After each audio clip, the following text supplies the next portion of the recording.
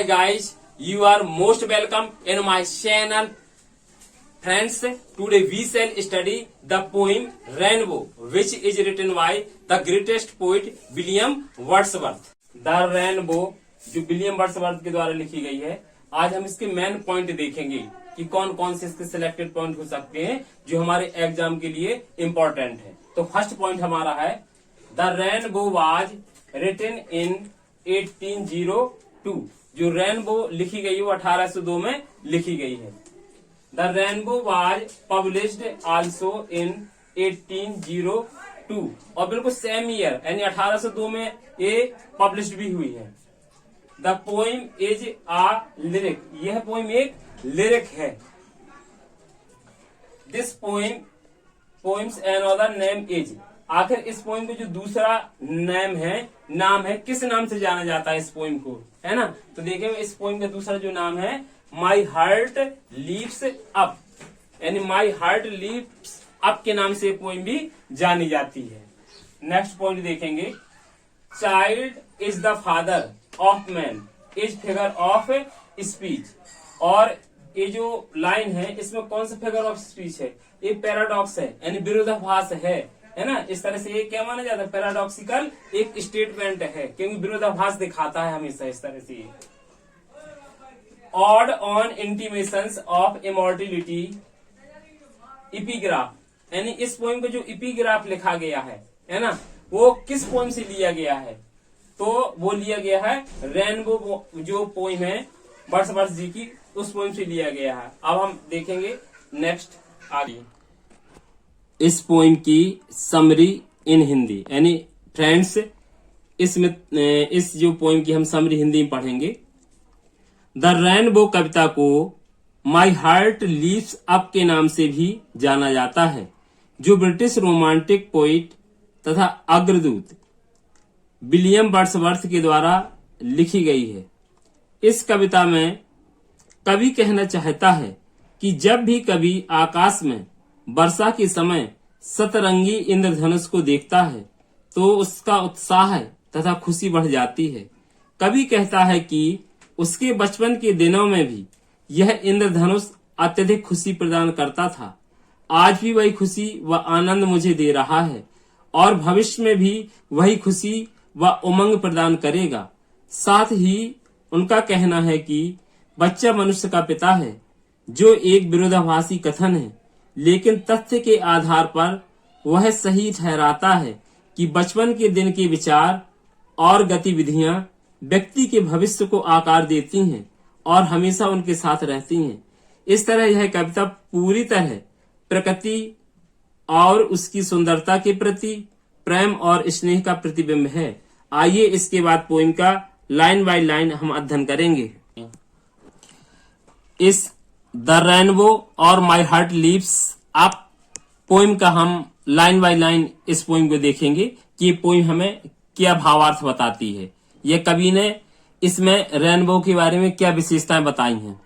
कवि कहता है my heart leaves up when I behold a rainbow in the sky। कभी कहता माई हार्ट लीप्स अप, कहते अरे मेरा हृदय उछलने लगता है। लीप्स अप माना उछलना, वहन माना जब, आई बी हॉल्ड माना होता है देखना, रेनबो माना होता है इंद्रधनुष जो बरसात के समय में आकाश में सतरंगी रंग का बनता है, 7 रंग का आकाश में बनता है। बड़ा मनोहर दृश्य लगता है जब बरसात में इंद्रधनुष बनता है, बरसात के समय बना करता है अधिकांशतः। तो कवि कहता है माई हार्ट लीव्स अप, मेरा हृदय उछलने लगता है उमंग से, खुशी से। क्यों, कब, कहता व्हेन जब, आई बिहोल्ड मैं देखता हूं, अ रेनबो इन द स्काई किसी इंद्रधनुष को आकाश में बनते हुए देखता हूं, तब मैं खुशी से झूम उठता था, यानी अपने बचपन के समय में, है ना। बड़ा आनंदित होता था इंद्रधनुष को देख करके आकाश में बनता था जब। कभी वही बताना चाहता है कि जो बचपन की हमारी खुशियां होती हैं, बचपन के जो हमारे विचार होते हैं, वो हमें यानी बड़े होकर के हमें एक आकार प्रदान करती हैं सारी चीजें। और कहता है कभी सो वाज इट, और कहता है when my life began, my life began माना होता है शुरुआती जीवन अर्थात चाइल्डहुड। कहता है जब मैं अपना मेरा शुरुआती जीवन था, मेरा लाइफ यानी क्या था, चाइल्डहुड था मेरा, है ना। तो कहता है ये तब मुझे वैसा ही आनंद देता था, एक खुशी प्रदान करता था, या मुझे खुशी मिला करती थी इंद्रधनुष को देख करके। और कवि कहता है और so is it now I am a man, और कहता अब मैं एक जो वयस्क व्यक्ति हो गया हूँ, एक मैन बन गया हूँ, तब भी मैं इस इंद्रधनुष को आकाश में देखता हूँ तो वही खुशी वही आनंद इंद्रधनुष को देख करके मुझे प्राप्त होती है, जिसे देख करके मैं भाव विभोर हो उठता हूँ। और कवि क्या कहता है, so we it when I shall grow old और लेट मी डाई, और कवि कहता है when I shall grow old, और कहता है जब मैं क्या हो जाऊंगा, बूढ़ा हो जाऊंगा भविष्य में, कहता है और लेट मी डाई, और चाहे मेरी क्या हो जाए या मैं मर जाऊं, यानी अंतिम अवस्था को यानी पहुंच जाऊं, तब भी लगता कहता है ये इंद्रधनुष जो आकाश में बनता है बिगड़ता है और मुझे वही आनंद देगा जो 7 रंगों का आकर्षक ये इंद्रधनुष आकाश में बनता है।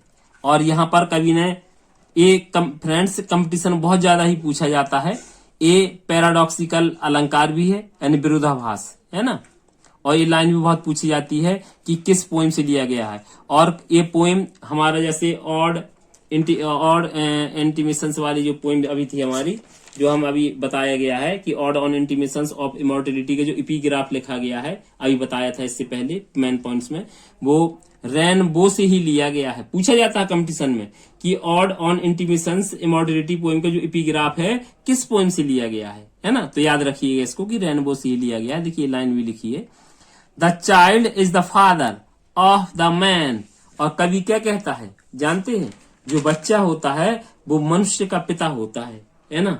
आखिर क्यों कहना चाहता है कवि कि बच्चा मनुष्य का पिता होता है, एक विरोधाभासी यानी कथन है, लेकिन इसलिए कहता है क्योंकि जो बचपन के यानी दिन के हमारे विचार होते हैं, बचपन की हमारी जो गतिविधियां होती हैं, कहते व्यक्ति के भविष्य को वो संभालती हैं, एक आकार देती हैं, है ना, इस तरह से।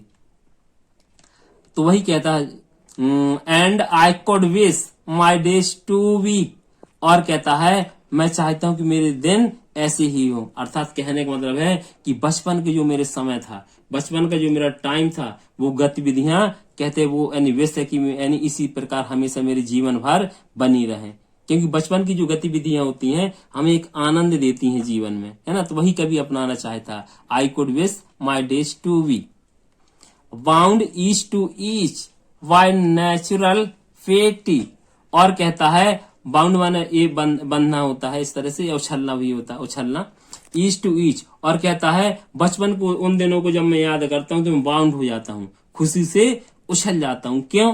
क्योंकि कहते जो प्रकृति है, प्रकृति में हमें जो आनंद मिलता है वो कहीं नहीं मिलता है। तभी तो हम कभी जब घूमने जाते हैं कहीं देखते हैं कि जब क्या होते हैं झरझर यानी बहती हुई झरनों को देख करके, या ऊंचे ऊंचे यानी पर्वतों को देख करके, या हरे भरे वृक्षों को देख करके हमारी आंखों को एक आनंद का सुकून प्राप्त होता है।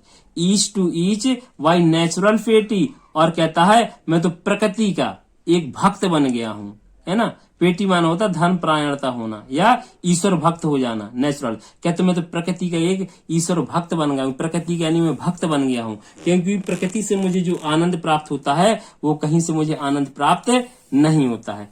तो फ्रेंड्स आई होप आपको ये पोइम पसंद आई होगी और आपके लिए बहुत ही इंपॉर्टेंट है, क्योंकि अक्सर ही टीजीटी, पीजीटी, एलटी, लेक्चरर जो भी यानी लिटरेचर का यानी हमारा जो कोर्स है इससे संबंधित क्वेश्चंस पूछे जाते हैं। तो इस पोएम जरूर छोटी है लेकिन इससे संबंधित कुछ न कुछ यानी इस तरह से कथन या इसकी यानी लाइन्स पूछी जाती हैं। थैंक्स।